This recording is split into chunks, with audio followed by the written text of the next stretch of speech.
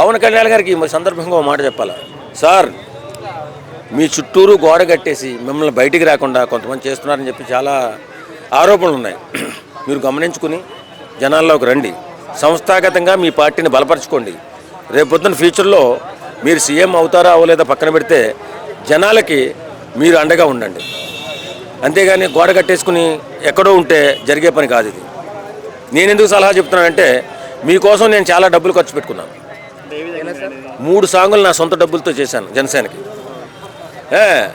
నా కష్టార్జితం కూడా చాలా డబ్బులు ఖర్చు పెట్టాను. ఎవరు జనసేన పార్టీ గెలవాలని కలగన్నాను. అభిమానం, మంచి మనిషి అంటే అభిమానం నాకు. పవన్ కళ్యాణ్ గారు అంటే చాలా అభిమానం. ఎందుకంటే ఆయన చేస్తున్నటువంటి కార్యక్రమాలు, పేద ప్రజలకు ఉపయోగపడుతున్నటువంటి తీరును చూసి నేను పవన్ కళ్యాణ్ ఫ్యాన్స్ అయ్యాను.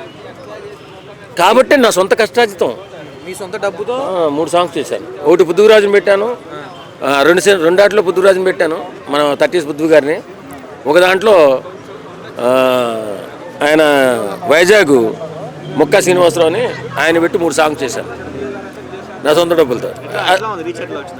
బ్రహ్మాండం అవుతుంది, లక్షల మీద వెళ్ళిపోయినాయి. రీచ్ బాగుంటుంది. పవన్ కళ్యాణ్ సాంగ్ చేస్తే రీచ్ ఏదైనా బాగుంటుంది. నేను కలవను, ఆయనతో నాకు పని అండి. ఏం పని, నా టైం వేస్ట్, ఆయన పని నా టైం వేస్ట్. అభిమానం ఉంటే సహాయపడు. అవకాశం వచ్చింది కానీ ఎందుకులే నేను కలవలేదు, నాకు ఇంట్రెస్ట్ ఉండదు. ఇప్పుడు వెనకుండి సపోర్ట్ చేయాలి కానీ నాలాగా కలవాలని ఎంతసేపు పడుతుంది. అయినా నేను వెళ్ళబోద్దు కాలే. ఆ సాంగ్ రిలీజ్ అప్పుడు కూడా పవన్ కళ్యాణ్తో రిలీజ్ చేపిద్దామని చెప్పి మనం వెంకటేశ్వర గారు చెప్పారు.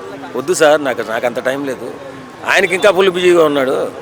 నాగబాబు సార్లే నాగబాబుతో 2 సాంగ్లు రిలీజ్ చేయించాను. అది